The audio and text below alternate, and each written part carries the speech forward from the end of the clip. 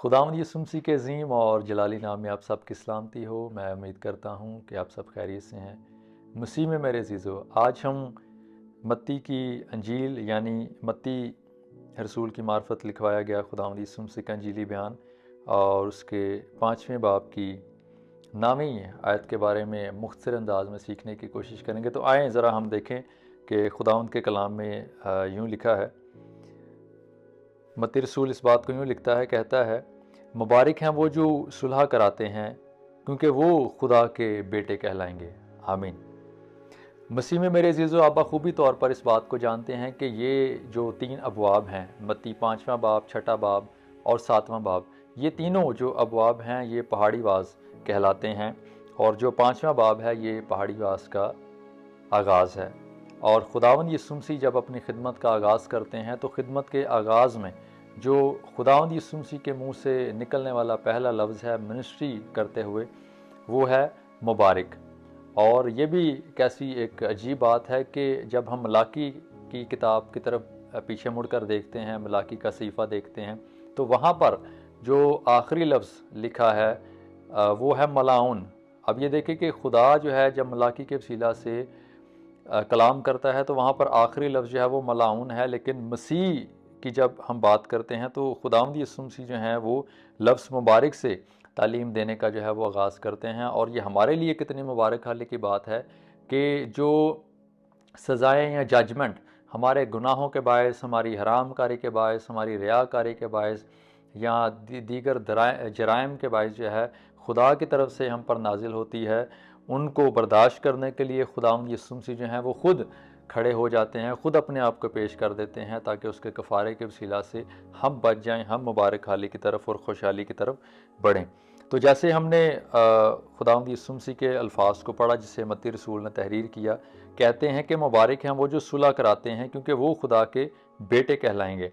अब जो लोग यहाँ पर सुलह कराते हैं उनको मुबारक कहा गया है। और ये यहाँ पर ये नहीं कि जो सुलह में रहते हैं या सुलह के साथ रहते हैं, बल्कि वो खुद सुलह करवाते हैं। पहले सुलह कराने से पहले इंसान के लिए ये ज़रूरी है कि वो खुद अपने अंदर पीस में रहता है।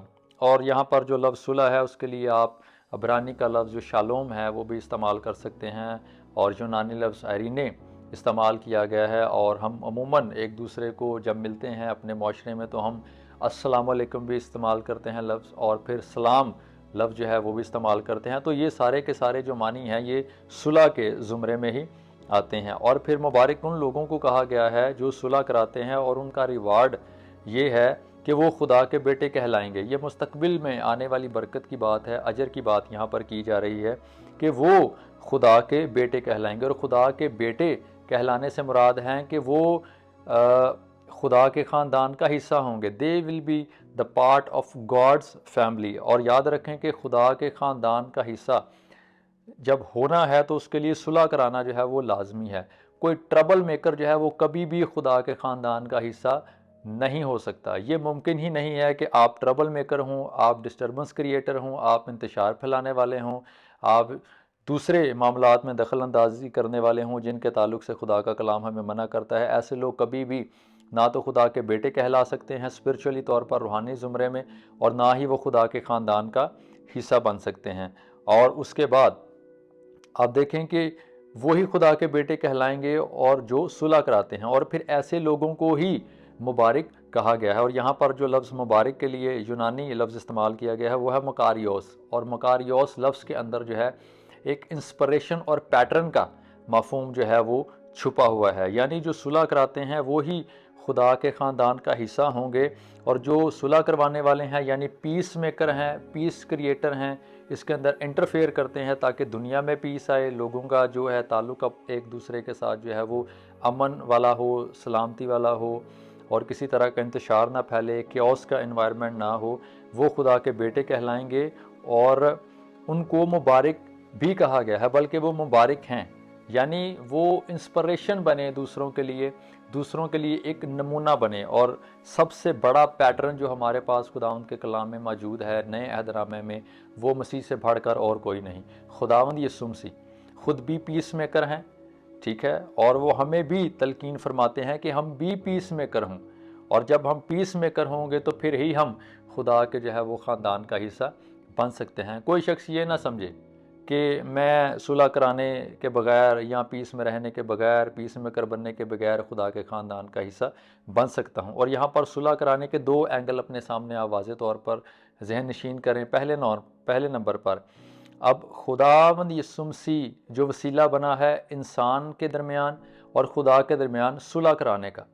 एक तो ये अंदाज़ है कि कोई शख्स ऐसा हो जो हमारे रिलेशन को खुदा के साथ हो और इंसान के साथ एक ठीक वे की तरफ लेकर जाए।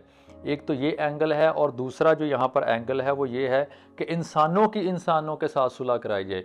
उनके दरमियान जो है वो पीस मेकिंग जो है वो कॉन्ट्रैक्ट कराए जाएं, ताकि इंसान खुदा के साथ भी सुलह के साथ रहे और फिर इंसान इंसानों के साथ भी सुलह के साथ रहे।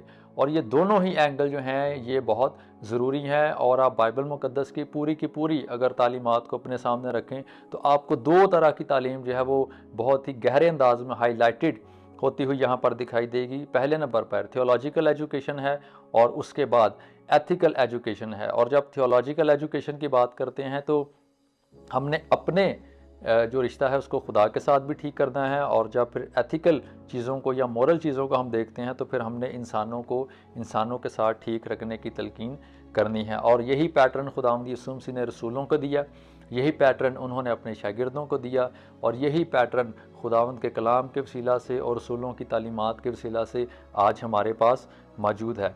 और मैं उम्मीद करता हूँ कि इस ख़याल के वसीला से, इन बातों के वसीला से आप ज़रूर एक पीस मेकर बनेंगे और आप ज़रूर दूसरों के लिए इंस्पिरेशन बनेंगे, उनके लिए इनकरेजमेंट का बायस बनेंगे और उनके लिए पैटर्न बनेंगे, ताकि ना सिर्फ आप खुद खुदा के ख़ानदान का हिस्सा बने, उसके बेटे कहलाएं, बल्कि दूसरे लोगों को भी इस पीस के वसीला से खुदा की बादशाही में दाखिल कर सकें और वो भी खुदा के ख़ानदान का हिस्सा बन सकें।